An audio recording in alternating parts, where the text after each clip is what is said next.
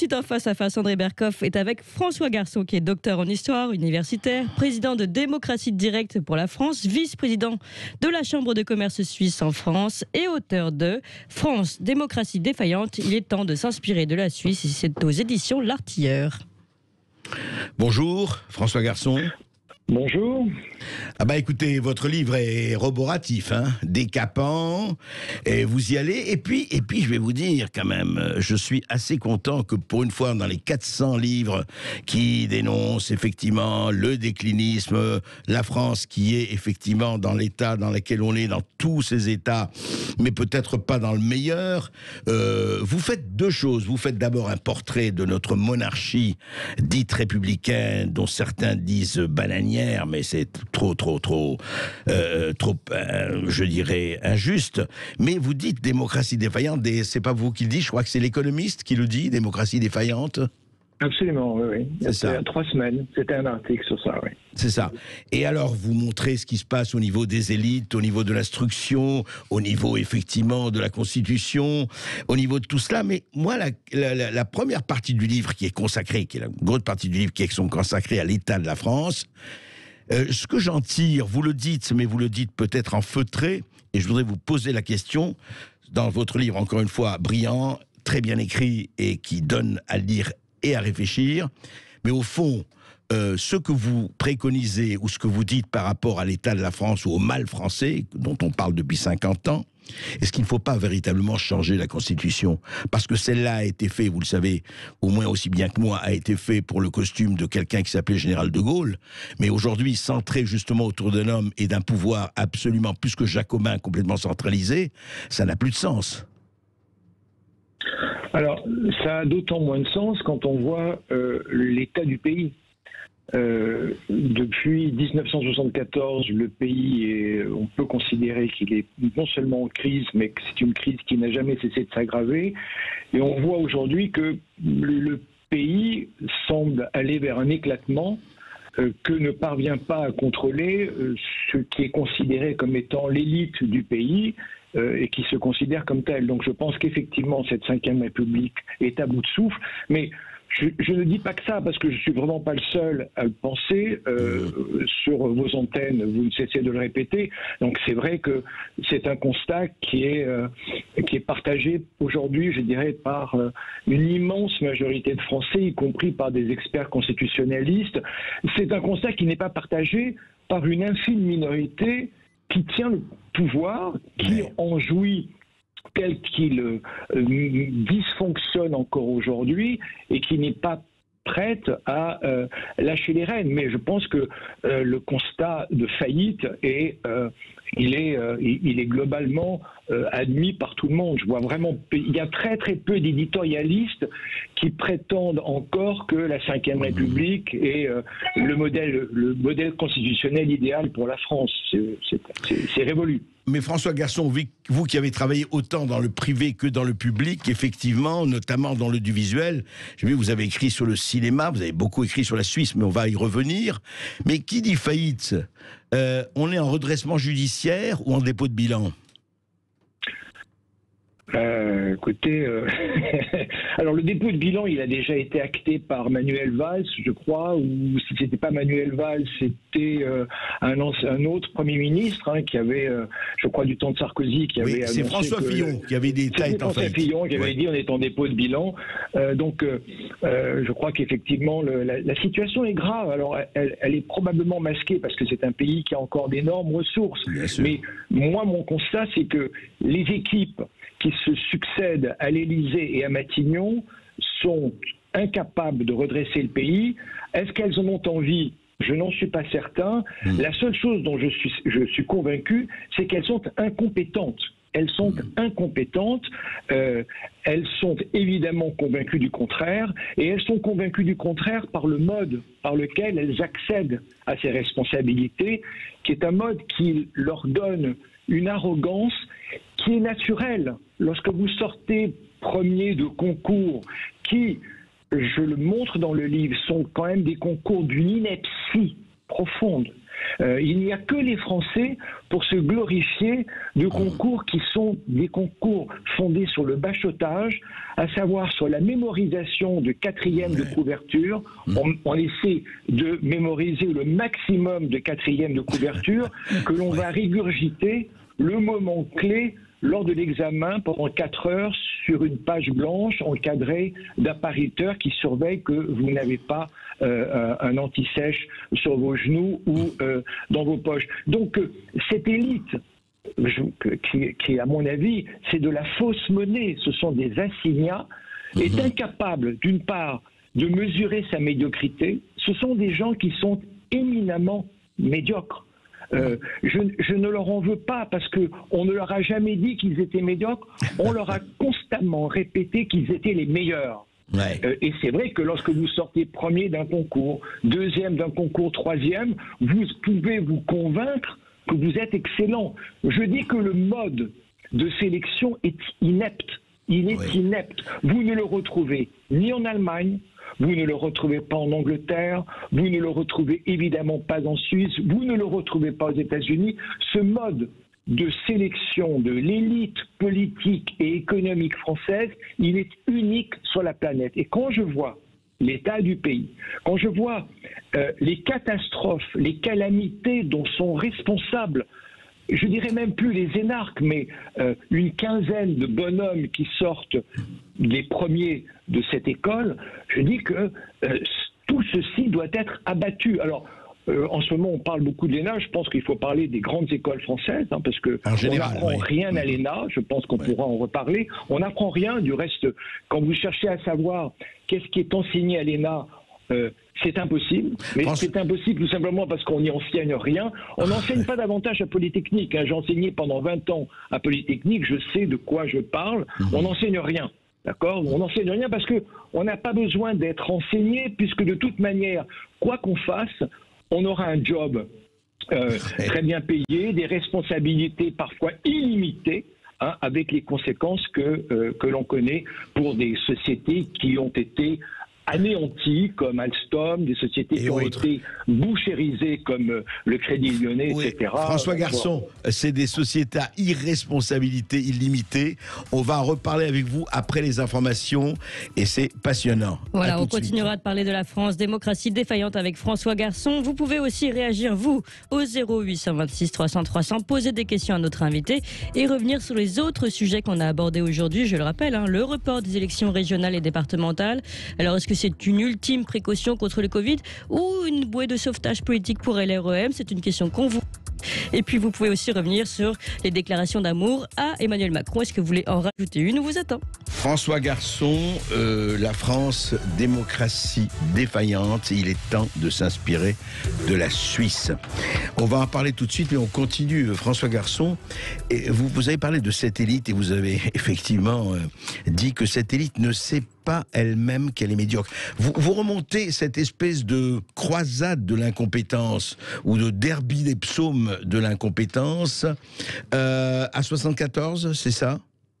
Ou plus tard, à peu près? Non, je pense que si on rentre vraiment dans le détail, elle est antérieure à 1974. Simplement, le phénomène va s'aggravant au fur et à mesure que par un effet de réseau, cette élite se multiplie à l'intérieur des sphères de l'État. Je veux dire, donc aujourd'hui, c'est probablement le niveau de culminant par un phénomène d'agrégation. Je veux dire, quand vous voyez qu'autour de Macron, on ne trouve que des conseillers d'État, de la Cour des comptes, de l'inspection des finances, c'est quand même quelque chose qui est absolument dramatique. Alors justement, donc, je voulais vous poser une question d'actualité. On en a parlé en première partie d'émission, mais je voulais avoir votre ressenti d'observateur et de spécialiste là-dessus, parce que vous en parlez très clairement et bien. Vous avez vu que Emmanuel Macron, enfin par la voix de ses préfets, a demandé aux 36 000 maires de France, vendredi, réponse lundi, de savoir s'il fallait reporter les élections élections régionales et départementales qui sont fixées au 13 et 20 juin prochain. Et effectivement, les gens disent, enfin, l'Association des maires de France avait dit il fallait rester. Même Gérard Larcher est monté au créneau en disant, mais qu'est-ce que ça veut dire 51% des votes sont par ordonnance, ce qui ne s'était pas vu depuis la guerre d'Algérie. Est-ce que c'est une preuve de plus ou c'est une dimension de plus de ce que vous décrivez? Alors, j'ai pas véritablement suivi cette opération. D'accord. Moi, ce qui me semble aberrant, ce sont les préfets, quoi. Comment est-ce que ces gens-là qui puissent avoir... J'ai un retour dans mon micro qui est assez désagréable. Je sais pas si... Il y a un problème de retour de micro. Attendez, je vais voir ça avec notre réalisateur qui va essayer d'arranger ça. Est-ce que vous m'entendez bien là? Est-ce que ça va? Je m'entends très bien. Bon.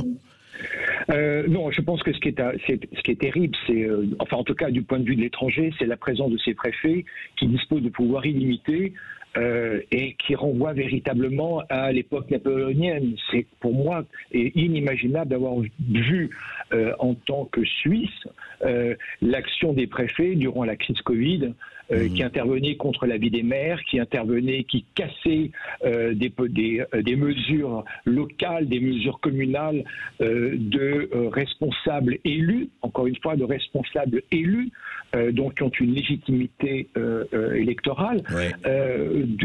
Et qui ont une connaissance du terrain. Et surtout quand on a vu dans les semaines, voire dans les mois qui ont suivi, les préfets adopter les mesures que les maires avaient prises de leur propre fait et qu'ils avaient cassées alors et qui étaient des mesures de bon sens.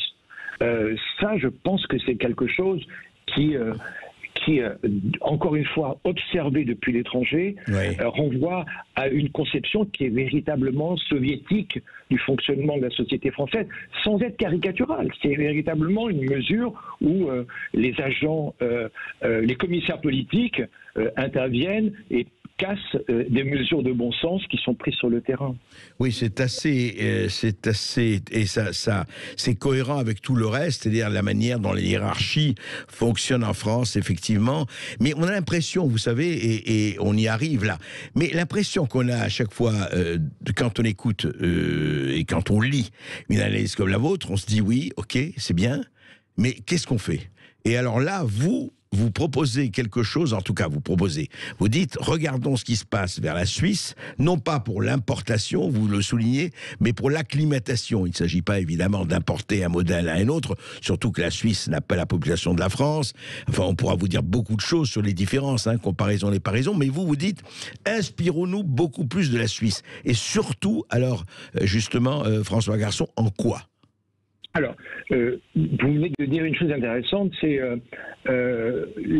pays qui n'a pas la dimension de la France, c'est un pays qui fait 40 000 km², qui a 8,5 millions d'habitants, donc effectivement, les proportions ne sont pas comparables. Moi, je me permets simplement de faire observer que en 2017-2018, vous avez eu des dizaines de délégations chinoises, américaines, anglaises, qui sont venues en Suisse, par exemple, pour observer le fonctionnement du mode d'éducation, notamment ce qu'on appelle l'apprentissage dual. Si vous voulez, je pourrais faire un topo là-dessus. Donc ça veut dire que des pays gigantesques, 1,3 milliard pour la Chine, 330 millions pour les États-Unis, eux, n'hésitent pas à venir à Berne, à Zurich, à Genève, à Lausanne, voir comment fonctionne le système d'éducation. D'autres sont venus voir comment fonctionnait le système des assurances sociales. Donc je veux dire que cette prévention qu'ont les Français de se dire on ne peut pas regarder un petit État comme la Suisse parce que finalement il ne boxe pas dans la même catégorie démographique que géographique, je pense que c'est une très très mauvaise approche. On doit pouvoir s'intéresser à des petits États qui fonctionnent bien et en tirer le meilleur, en tirer le miel. Je veux dire, c'est une démarche qui est fondamentale pour améliorer le fonctionnement de nos sociétés, notamment de notre société. Et encore une fois, l'exemple vient de loin et vient de haut, avec quand même les États-Unis ou la Chine. Oui. Maintenant, qu'est-ce que l'on peut tirer de la Suisse? On peut effectivement tirer des choses, des mécanismes, et on peut les adapter qui fonctionnent très bien. Les mécanismes qui fonctionnent très bien et qui expliquent non seulement la stabilité politique de la Suisse, la stabilité sociale, mais surtout son niveau de prospérité. Je rappelle quand même que le Suisse moyen est 2 fois plus riche que le Français moyen.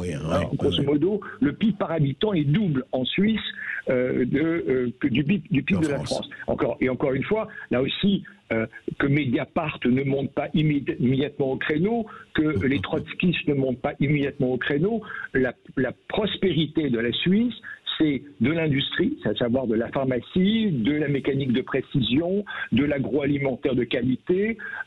C'est une puissance industrielle. Vous avez 23% du PIB suisse, c'est de l'industrie. Donc ça n'est pas les banques. Les banques, c'est à peine 7% en y incluant l'assurance. Oui, j'allais vous dire, parce que le cliché, c'est mais les Suisses, c'est les banques, l'argent du monde entier est en Suisse, c'est pour ça que la Suisse est prospère. Le cliché est là, enfin la figure d'Épinal est là, quoi. Alors, non seulement le cliché est là, mais enfin, il est véritablement martelé, il est quasiment sur la couverture de tous les ouvrages. Quand vous rentrez dans une FNAC ou vous couchez dans un libraire, vous avez la pile des bouquins d'attaque, vous avez la pile des auteurs écrivant dans l'alternative économique, où on vous ressasse le cliché, qui n'a pas été un cliché du reste dans les années 50-60. Mais aujourd'hui, c'est un cliché, ça n'est pas un paradis fiscal. La Suisse a été sortie des paradis fiscaux. Pascal Saint-Amand ne cesse aujourd'hui de le réaffirmer. Donc, sur ce plan-là, la Suisse est clean, encore une fois. Je répète que je n'ai pas de compte en Suisse. Et je ne suis pas Cahuzac. Donc, je peux le dire les yeux dans les yeux. Qu'est-ce que l'on peut tirer? Quel est l'enseignement qu'on peut tirer de la Suisse et quels sont les ressorts de sa prospérité économique? Ce sont, à mon avis, les droits référendaires, à savoir la capacité qu'ont les citoyens d'intervenir de manière continuelle dans la mécanique politique. Les référendums citoyens. Vous avez deux grandes familles. Vous avez l'initiative populaire, qui date de 1891, et qui permet à un certain nombre de citoyens, au départ il suffit de 7 citoyens, qui se réunissent, vous, vos collègues, etc. À 7 citoyens, ça suffit. On formule. 7 citoyens. Enfin, 7 citoyens, suffit. 7 citoyens, donc on peut imaginer qu'en France, on se voit une cinquantaine. On formule un texte de loi, et ce texte de loi doit réunir un certain nombre de signatures, c'est 100 000 signatures. Et ensuite, si ces 100 000 signatures sont réunies dans une période de 18 mois, ce texte est soumis à l'ensemble de la population. Toute la Suisse. C'est quelque chose et ça devient une loi. Je veux dire, ce n'est pas quelque chose de consultatif. Si le texte est voté par les citoyens, c'est un texte qui devient un texte impératif. Sur toute la Suisse, la Suisse, ou simplement celle des cantons? Ça peut l'être sur toute la Suisse, ça peut l'être au niveau cantonal, c'est-à-dire que, et chaque fois, évidemment, les quorums de signatures sont adaptés à la démographie du canton. Bien sûr. Donc, ensuite, ça c'est ce que les Français connaissent, ou enfin, en tout cas, c'est ce qui est le plus popularisé dans les médias concernant les droits référendaires suisses. Mais le plus important, à mon avis, c'est pas celui-là. Le plus important, c'est le référendum facultatif, c'est-à-dire un référendum que l'on dit également abrogatif. C'est-à-dire que dans un parlement cantonal, imaginons qu'on ait un parlement régional dans les pays de Bretagne, les parlementaires votent une loi, les citoyens ont la capacité, exactement comme ils le font avec l'initiative, de se réunir et en l'espace d'une centaine de jours, de réunir les signatures pour que cette loi qui a été votée dans un parlement soit soumise à l'ensemble des citoyens concernés. Ensemble des citoyens concernés qui peuvent être au niveau cantonal, au niveau communal, c'est-à-dire une commune de 500 habitants peut contester une loi votée au niveau du Parlement communal, et ce sont les citoyens concernés qui se prononcent sur la loi qui a été votée. Et c'est au niveau communal, au niveau cantonal, au niveau national, c'est-à-dire au niveau fédéral. Vous imaginez l'extraordinaire machine que représente ce référendum facultatif. Lorsque, par exemple, à Lyon, les écolos votent la suppression de la viande dans les cantines scolaires, bon, ça, il a été élu et il adopte son programme. Il se peut que cette loi, cette norme, ce règlement, puisse être contesté par les habitants de Lyon ou du Grand Lyon, se réunir, et que cette décision prise par la nouvelle équipe municipale soit portée à la volonté, soit soumise à la volonté de l'ensemble des citoyens concernés. Ça ne remet pas en cause l'autorité ou la légitimité du nouveau maire de Lyon. Mais en tout cas, cette décision qu'il a prise a la capacité d'être contestée. On peut citer un autre exemple. Non, juste un mot, pardon, François Garçon. C'est très important parce que votre exemple de Lyon. Mais est-ce qu'ils peuvent l'abroger? Mais restons sur l'exemple lyonnais. Mettons qu'il y a une consultation avec les habitants de Lyon et qu'ils disent, écoutez, là-dessus, on n'est pas d'accord. Est-ce que cet édit, enfin, si j'allais dire, du maire, peut être abrogé à ce moment-là? Ah, mais il est abrogé. Il est abrogé. Il est abrogé puisqu'il a été voté par la population. D'accord. Il est abrogé. D'accord, d'accord. C'est quelque chose qui est capital, puisqu'on n'est pas du tout dans un mode consultatif, qui est... il y a un mode exécutoire. Il y a un mode exécutoire. C'est exécutoire. C'est une décision qui est impérative. Prenez par exemple les Jeux Olympiques à Paris.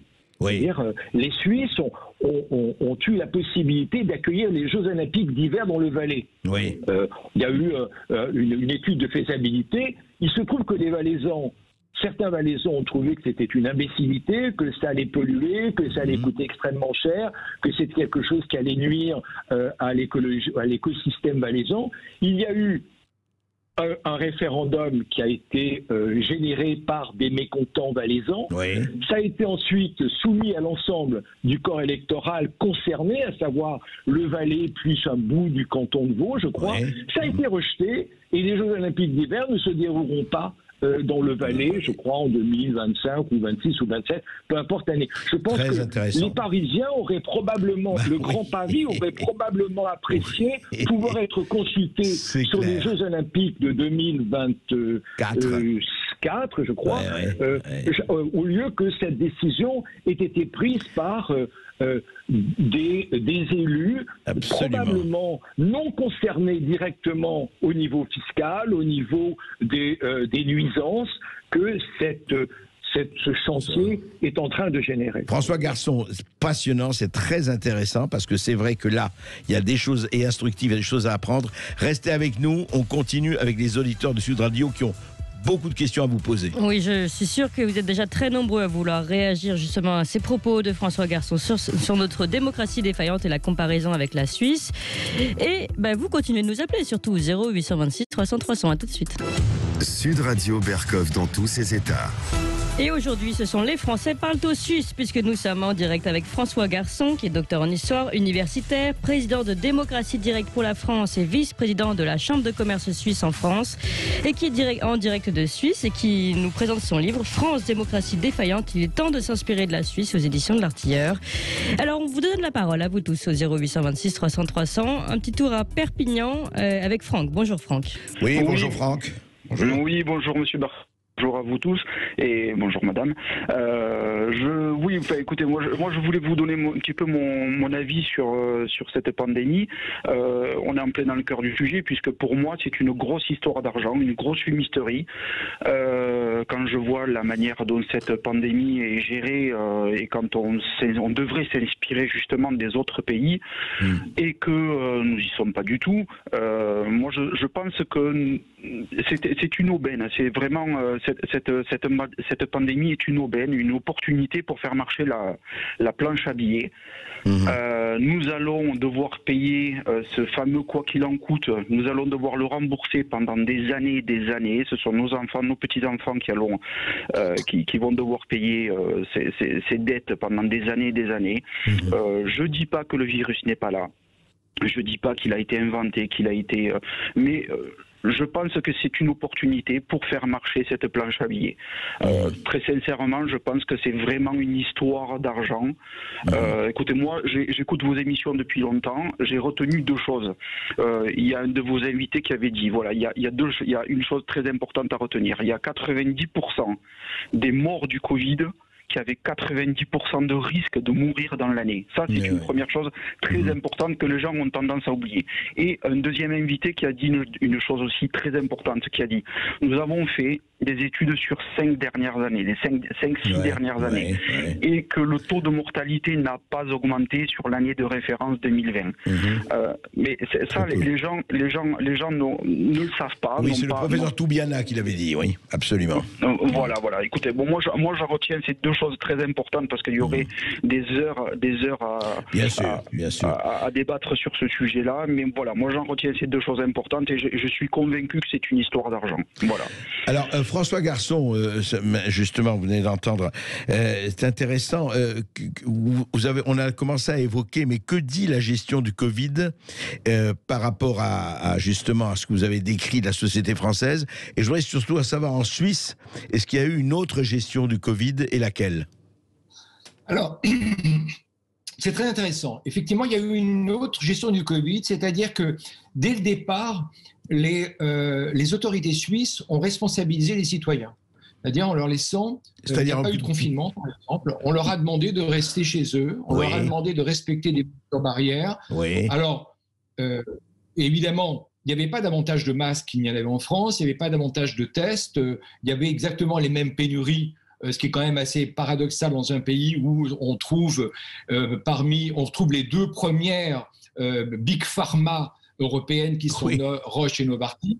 Il n'y avait pas de vaccin, il n'y avait rien qui était préparé. Mais ce qui était intéressant, je trouve, c'est la responsabilisation des citoyens. Et je pense que c'est quelque chose qui fonctionne à tous les niveaux et qui fonctionne tous les jours. Mais comment concrètement ils ont responsabilisé les citoyens? Concrètement, concrètement, c'est de dire vous ne bougez pas, vous restez chez vous. Il n'y a pas eu de contrôle de police, il y a eu très très peu de mesures restrictives. Simplement, alors, il y a eu les fermetures évidemment de commerce, il y a eu la fermeture des restaurants, mais assez tardivement. Alors, tout n'est pas si beau que ça. C'est-à-dire qu'au final, on arrive exactement au même taux de mortalité en France qu'en Suisse. C'est-à-dire qu'en France, on a une politique qui était jupitérienne, jacobine, des préfets qui décident de tout sur ordre de Matignon, et on arrive à 98 000 morts aujourd'hui. En Suisse, on a à peu près... On a un peu plus de 10 000 morts, c'est-à-dire qu'on a exactement le même nombre de morts. À ceci près, c'est que l'impact économique sur la société suisse est moindre. C'est-à-dire que la Suisse s'en sort mieux en termes de dégâts économiques occasionnés par le Covid, que la France. Et donc, si vous voulez, on a malheureusement le même nombre de morts. On a heureusement pour la Suisse et malheureusement pour la France, on a un impact sur l'état de l'économie qui est nettement moindre en Suisse. Mais ce qui est étonnant quand même, parce qu'effectivement, tout n'est pas tout blanc et tout noir. La Suisse n'est pas le pays le plus paradisiaque et la France le pays le plus horrible. D'ailleurs, c'est pas du tout ce que vous dites, bien sûr. Mais je dis, comment se fait-il, juste une petite question, François Garçon, c'est intéressant, comment se fait-il que la Suisse, qui est effectivement l'une des patries des grands laboratoires pharmaceutiques, etc., n'ait pas prévu, n'ait pas eu la prévision, personne n'avait la prévision, mais quand même d'attaquer un peu plus fortement que les autres pays? Oui, écoutez, c'est une bonne question. Incapable de vous répondre, je pense que si je vous répondais en n'en sachant rien, je parlerais comme un énarque. Or, justement, je ne suis pas énarque, c'est-à-dire que lorsque je suis dans l'ignorance, je préfère vous dire je ne sais pas. Vous avez raison, absolument. Parce que si vous aviez interviewé quelqu'un qui a fait l'ENA, il pourrait tenir un quart d'heure. Il tiendrait un quart d'heure en ne répondant pas à la question et en noyant la question que vous m'avez posée. On se retrouve juste après ceci. À tout de suite. Sud Radio Berkov dans tous ses états. Et la discussion continue entre André Berkoff, François Garçon qui nous parle de la démocratie défaillante, c'est la France, et puis vous-même qui nous appelez au 0826 300 300. Un petit tour à Tarbes avec Patrick. Bonjour Patrick. Oui, bonjour Patrick. Oui, bonjour André Berkoff, ravi de vous entendre et de vous avoir au téléphone. Alors je voulais intervenir au départ sur Don Salluste et les Soudoués, notre président et toute son équipe de bras cassés qui le flagornent dans tous les sens. Mais j'ai écouté M. Garçon et je trouve très intéressant ce qu'il dit, notamment sur la Suisse, sur la démocratie en Suisse, mais je voulais juste pondérer en disant que la Suisse est un pays souverain. C'est-à-dire qu'en fait, la Suisse, si elle décide, elle est libre. Si elle décide une loi, si le peuple décide une loi, elle est automatiquement acceptée. Alors qu'en France, on peut faire le référendum qu'on veut, on pourra faire tous les référendums que nous voulons. Au-dessus, nous avons l'Europe. L'Europe pourra tout à fait, en permanence, modifier toutes nos lois. Ça, tout passera par la Cour de justice européenne et systématiquement, toutes les lois qui dérangent, demain matin, elles seront automatiquement cassées par la Cour de justice européenne qui pondra des textes qui seront forcément, qui auront le droit de citer chez nous et qui seront applicables immédiatement. Donc c'est beau la démocratie, mais est-ce que vraiment ça serait efficace ? Très bonne question, Patrick. François Garçon, c'est vrai. Est-ce que nous, on n'a pas autre chose que... on a un référendum abrogatoire, nous avons une épée de Damoclès abrogatoire qui est l'Europe. Quid de l'Europe ? C'est vrai que la Suisse est un pays qui n'est pas dans l'Union européenne. Nous, oui. Qu'est-ce qu'on fait là-dessus ? Oui, alors j'entends l'argument, je pense que c'est un bouc émissaire. Je veux dire, la France a ses propres responsabilités. Elle a un mode de fabrication de son élite dans lequel l'Europe n'a rien à voir. Elle donne les pleins pouvoirs à des premiers de la classe qui ont réussi des concours stupides. Je ne vois pas en quoi est-ce que la Commission européenne ou le Parlement européen a son mot à dire là-dedans. Je veux dire, c'est... non, non, c'est pas... Pardon, François Garçon, c'est pas ça que disait Patrick. Patrick disait, alors il peut se tromper, lui il disait, est-ce que nous, si on fait comme ça, justement, ce que vous dites, et c'est très passionnant, l'histoire du référendum, qui soit abrogatoire, ou l'histoire, enfin, les deux référendums, les deux types d'ailleurs, qui sont tous les deux intéressants, est-ce qu'on ne risque pas d'être cassé, ou du moins contesté, tant qu'on est dans l'Union européenne et qu'on obéit à toutes ces lois, par l'Union européenne qui dit, oui, mais là-dessus, c'est très bien, non, mais on n'est pas d'accord. Je ne crois pas du tout, vous pourrez avoir un référendum abrogatif sur, je fais une fixation sur la suppression des menus carnés à Lyon ou à Grenoble. Je ne vois pas en quoi est-ce que la Commission européenne ou le Parlement européen viendraient retoquer une décision prise par l'ensemble de la population, par les citoyens concernés. Et je pense que c'est très important. Je pense que ça donne une autorité beaucoup, beaucoup plus grande aux décisions qui sont prises dans un État que lorsque ces décisions sont prises par un cénacle de technocrates qui décident et qui ensuite font valider leurs décisions par un Parlement qui est un Parlement godillot. J'observe depuis plusieurs années à quel point les autorités bruxelloises sont extrêmement gênées par les référendums suisses. Parce qu'ils s'aperçoivent qu'ils n'ont pas affaire à des décisions qui sont prises par un conseil fédéral de 7 ministres, mais que ce sont des décisions qui ont été validées par 7 millions d'électeurs. Et je vois à quel point ils sont en pégay par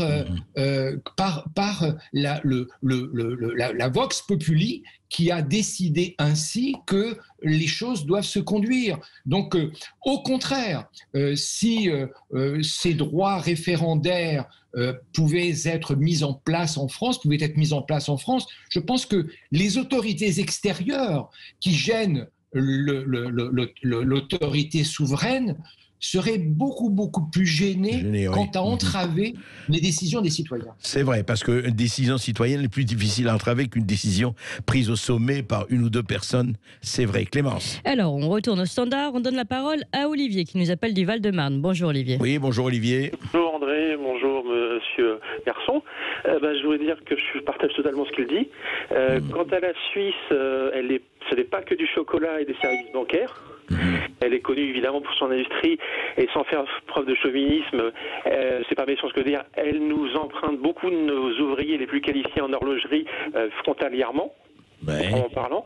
Et dans un sens, parce que c'est mieux payé en Suisse, parce qu'on n'est pas capable d'offrir des conditions de qualité de travail aux ouvriers horlogers en France dignes de ce que la Suisse peut offrir. Voilà. Passons à... Concernant l'ENA, le problème c'est que De Gaulle l'a créé, mais n'a pas su maîtriser la bête, c'est-à-dire qu'elle s'est échappée de la cage. Donc on voit les 5000 hauts fonctionnaires actuels qui sont, je dirais, en France indéboulonnables. On leur confierait le bouton nucléaire, qu'il ferait sauter n'importe quoi, il serait irresponsable. Ce qu'avait expliqué, je ne sais pas si vous vous rappelez la phrase d'Éric Zemmour, il disait, lorsque Macron était élu, les gens de l'inspection des finances se sont dit on est tous présidents. Ça c'est une chose. Sur l'aspect référendaire, la Suisse a totalement raison, le dernier référendum en date a été contre le voile, si je ne me trompe pas. Oui.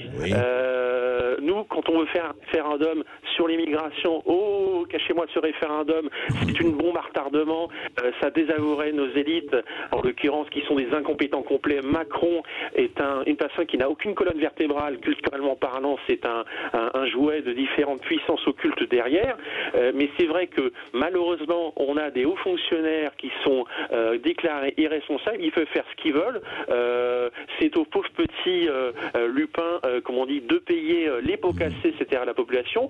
Et quant à Bruxelles, je rejoindrai une chose, on a tellement délégué de pouvoir à Bruxelles qu'il faudrait le reprendre, bien entendu. Comme disait Zemmour, je répète à nouveau, il faut dénoncer pas mal de traités, en l'occurrence, qu'il faut enlever le pouvoir à Bruxelles parce que ça nous entrave, en l'occurrence, concernant les migrants ou autres. Voilà. D'accord, intéressant. Je reviens. Donc, François Garçon, c'est vrai que c'est intéressant. D'après ce qu'il dit, bon, il vous rejoint d'ailleurs sur un certain nombre de points, mais effectivement, c'est extrêmement compliqué de changer les choses en France où elle vient par rapport à ce que fait la Suisse, puisque la Suisse, effectivement, il y a quand même cette autonomie, cette indépendance qui est, je parle plus de l'Europe là, mais je parle du fait que comment faire rentrer, et je vais vous poser la question en parlant des Gilets jaunes. Vous savez que les Gilets jaunes ont demandé, il y a 2 ans, le référendum d'initiative citoyenne ou le référendum d'initiative populaire. Est-ce que c'est très éloigné, la demande des Gilets jaunes, de ce qu'on fait en Suisse, en fait? Non, pas du tout. Non, c'est très proche. Du reste, c'est assez étonnant de voir que c'est une demande qui a émané de gens qui étaient considérés comme étant illettrés, comme étant alcooliques et comme étant ascolarisés, alors que ils ont réussi à trouver à la frontière de la France un système politique qui fonctionne plutôt bien, en tout cas des outils politiques qui ont fait la démonstration de leur efficacité. Quand moi, pour suivre la presse française et les grands titres de la presse nationale depuis des dizaines d'années, je n'ai jamais vu un article encensant les droits référendaires helvétiques. Je veux dire, donc je trouve très intéressant de voir que ce sont la base des citoyens. Je ne dis pas ça par démagogie, je dis pas ça par populisme.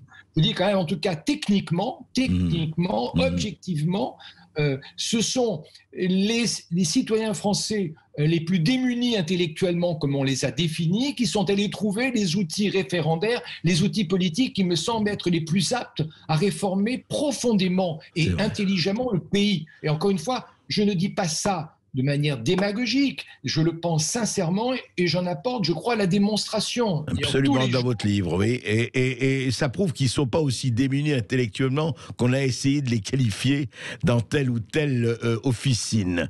Non, mais... Oui. André, il y a une chose que je trouve très intéressante, c'est de voir à quel point les journalistes français, du Figaro aux Échos, en passant par Libération, à quel point ces gens-là sont finalement ils sont paresseux. Ils sont paresseux, je dis ils, c'est-à-dire j'en englobe beaucoup. Pourquoi est-ce qu'ils n'informent pas leurs lecteurs qui ne sont justement pas ceux qui animent les ronds-points? Pourquoi est-ce qu'ils n'informent pas leurs lecteurs de ce qui se passe à l'étranger et qui pourrait réformer intelligemment la France et lui amener une stabilité politique, une stabilité sociale, une stabilité fiscale qui bénéficierait au bien commun? dont on tirerait tous bénéfice. Et juste un mot, mais n'oubliez pas, François Garçon, et vous le savez aussi bien que tout mieux que personne, c'est que la dernière fois qu'il y a eu un référendum en France, c'était en 2005, c'était sur la Constitution européenne. 55% des Français ont voté non, et depuis, plus l'ombre du commencement d'un prémisse d'un référendum. On n'en parle plus. Oui, mais encore une fois, la mécanique du référendum est une mécanique qui est plébiscitaire, c'est-à-dire vous ne répondez pas à la question qui vous est posée, vous êtes comme au comptoir du bistrot, vous êtes hostile parce que le matin on vous a mis une amende sur votre pare-brise ou parce que votre femme est partie. Le système suisse est que lors de chaque votation, et il y en a tous les trimestres, vous avez une flopée de questions qui n'ont aucun lien les unes avec les autres, qui sont posées. Est-ce que vous voulez l'agrandissement d'un préau d'école, un changement de caserne dans telle commune? Est-ce que vous voulez la construction d'un tunnel sous le Gothard ou la suppression d'un impôt? Donc, vous ne pouvez pas répondre par la négative, vous êtes obligé de faire fonctionner votre cerveau. Et comme il y a une régularité des scrutins, tous les 3 mois, on vous pose entre 3... C'est 5, tous les trimestres, 7, tous les trimestres. Tous les trimestres, et c'est calé sur les 25 années qui viennent. On sait que les 10 prochaines votations auront lieu le 16 mai 2021, le 14 septembre 2021, etc. Donc, la logique du référendum, les Français la respectent. C'est un plébiscite. Et quand on n'aime pas les élus, quand on n'aime pas quand le président est déprécié, on dit non. En Suisse, il n'y a pas cette possibilité qui est offerte aux mécontents. Et donc, ce qui fait que les gens, je le répète, utilisent leur cerveau, c'est-à-dire répondent. Se responsabilisent, c'est ça. Ils sont responsabilisés. Je pense que c'est fondamental. Clémence. Eh bien, on continue justement de parler de la Suisse, de la France et de comparer ces deux modèles démocratiques. Et vous aussi, vous continuez de nous appeler à ce sujet 0826 300 300. On se retrouve dans quelques instants. Sud Radio Berkov dans tous ses états. André Berkov, toujours dans tous ses états, évidemment, avec son invité François Garçon, qui nous parle de la démocratie défaillante, la France, et de la Suisse. Il faut s'inspirer de la Suisse, dit-il. Et puis, vous êtes nombreux à réagir à ce sujet, 0826 300 300, évidemment aussi. Et tiens, un frontalier qui appelle Léon, qui nous appelle d'Annecy. Bonjour Léon. Oui, bonjour Léon. Bonjour. On vous écoute, Léon. Oui, alors moi je dis que le système suisse il est très bien fait, mais il n'est pas transposable en France. Sauf, bien sûr, si on rendrait le vote obligatoire, et bien sûr prendre aussi en compte les votes blancs. Ouais. Sinon, c'est pas possible. On est trop nombreux. La Suisse est un petit pays merveilleux, d'ailleurs, où c'est vrai, j'ai de mes filles qui travaillent en Suisse, j'y ai même moi-même travaillé. Je me suis éclaté à travailler avec ces gens-là, par leur précision, par leur qualité. Et j'aime bien le système social suisse, qui est pour moi beaucoup plus performant que le système social français.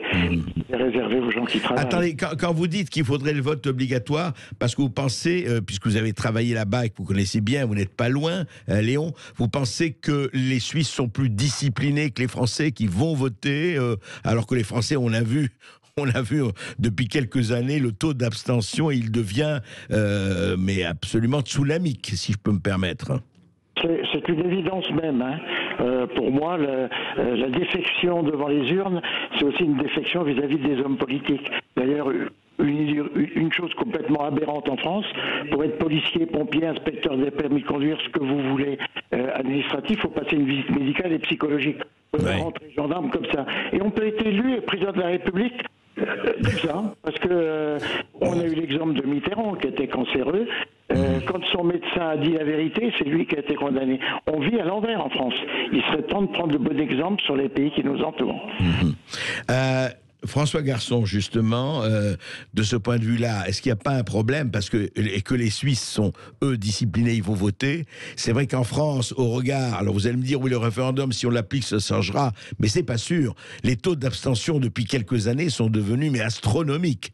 Donc, est-ce que c'est transposable? Effectivement, Léon ne pense pas.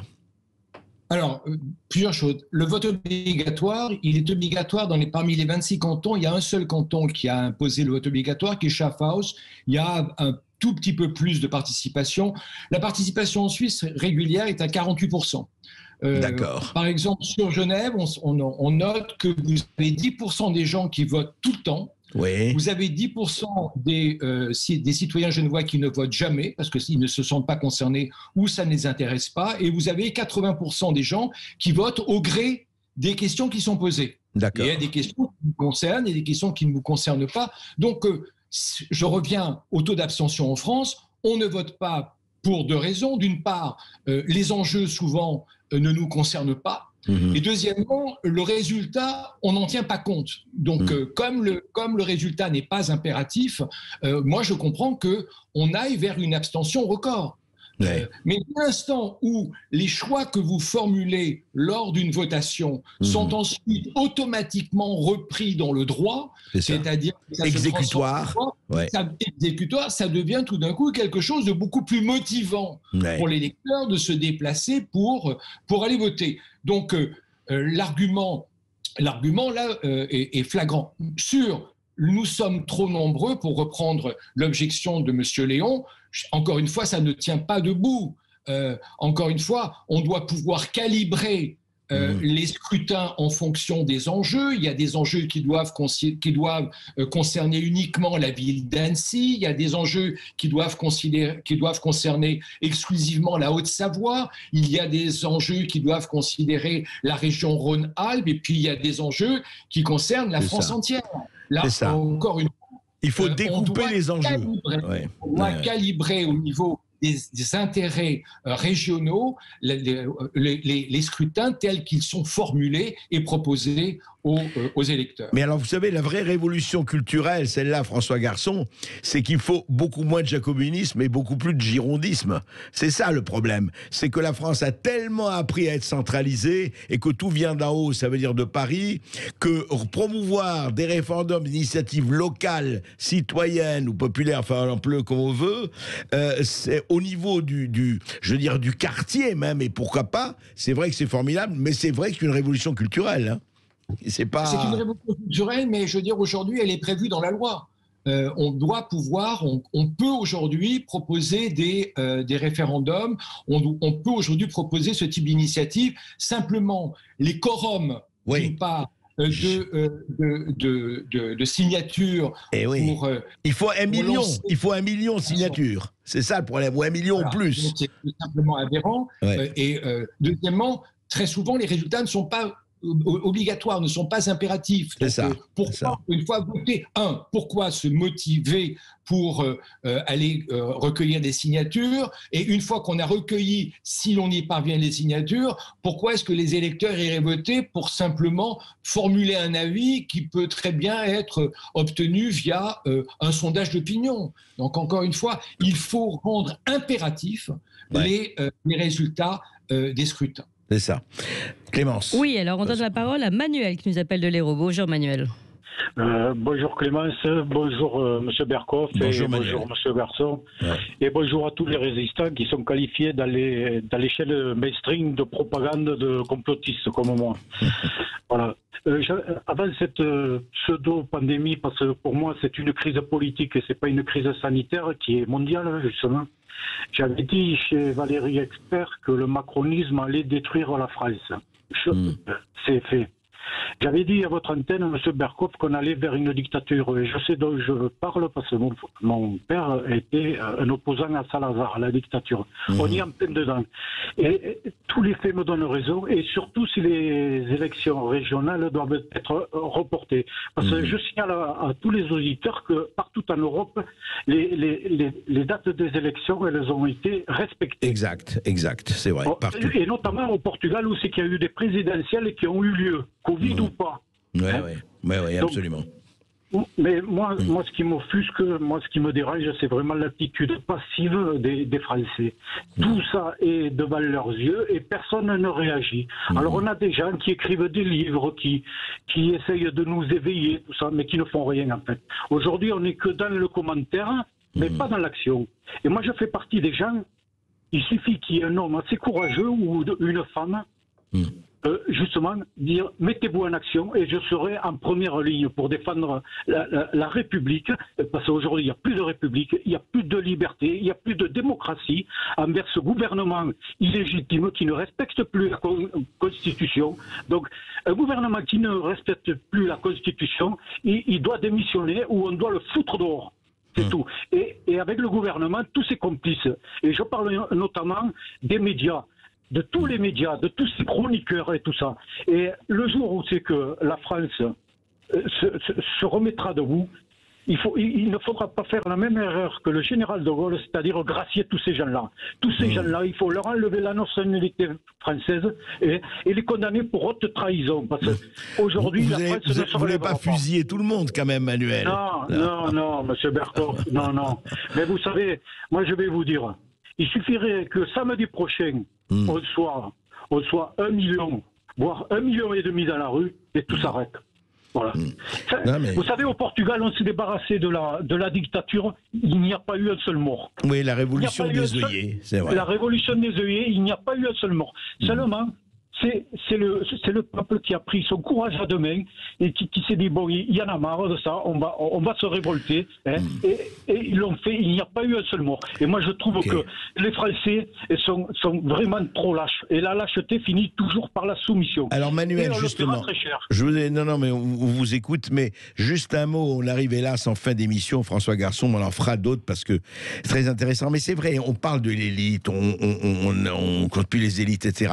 Mais il y a quand même une certaine passivité des Français qu'il faut reconnaître, en tout cas d'un certain nombre de gens. On dit oui, c'est vrai, on en parle, voilà, très bien, c'est terrible et tout ça. Et puis après, ça s'arrête là et on a l'impression d'une antienne à répéter, re-répéter. François Garçon. Oui. Il y a quand même un problème. Oui. Ouais, la passivité, ça fait quand même depuis plusieurs années qu'elle s'affaiblit. Je pense au bonnet rouge. Quand même, la Ségolène Royal, c'est à la fois couvert de ridicule, mais surtout elle nous a coûté extrêmement cher, parce que c'est une opération qui amène un dédit de l'ordre du milliard d'euros pour ses portifs écotaxes. Ensuite, vous avez eu les Gilets jaunes, c'est aussi quelque chose qui est totalement inattendu. C'est vrai. Donc, c'est-à-dire que, et je pense que ce qui s'est passé, par exemple, à Puy-en-Velay, lorsque Macron s'est fait courser par des gens qui étaient en colère.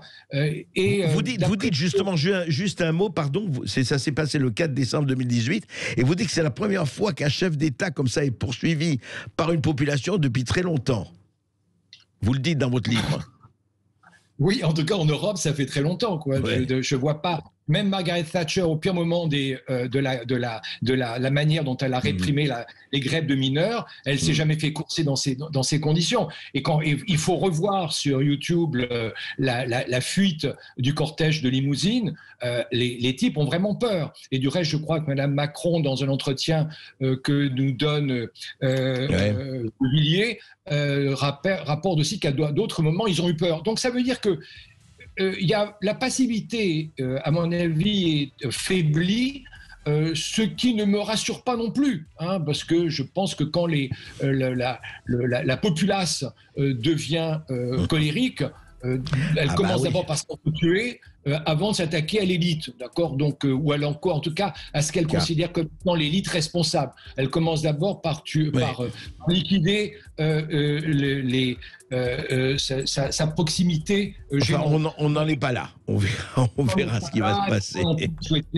Il ne faut pas non plus le souhaiter. Donc, absolument. Merci François Garçon, merci. Et je rappelle votre livre, vraiment que je recommande, France Démocratie Défaillante. Il est temps de s'inspirer de la Suisse, c'est vrai, ne fût-ce que pour les référendums. Et c'est aux éditions de l'Artilleur. Voilà, vous pouvez réécouter cette émission sur YouTube et en podcast sur sudradio.fr. Et puis dans quelques instants, vous retrouvez Brigitte Lahaye qui pose des questions sur les difficultés érectiles. Pourquoi l'homme aurait-il perdu son instinct de chasseur? À voir avec Vincent Hupertan, urologue et sexologue.